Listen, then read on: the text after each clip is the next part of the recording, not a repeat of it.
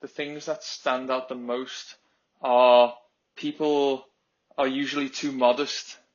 So I tell people to be more American, and to really own your achievements and be bold about the things that you've done in the past, and don't use too much hedging language.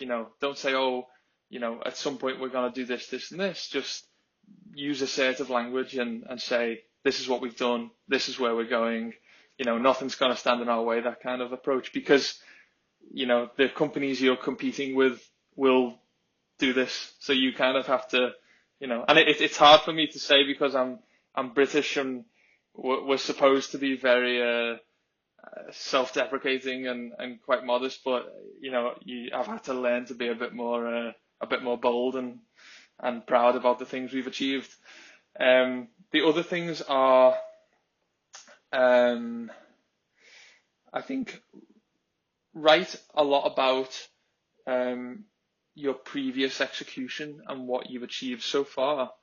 It's easy to write about what you're going to do in the future, but I think what the interviewers like to see, even if it's small, even if it's, we've onboarded our first 3 users, here's how we did it, here's what we learned, is a lot more insightful than saying, here's how we're going to get the next, 10, 20,000 users.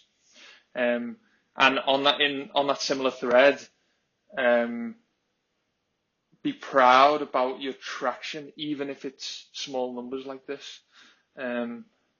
Again, 3 highly engaged users is a much stronger signal than 10,000 email signups or people who are disengaged.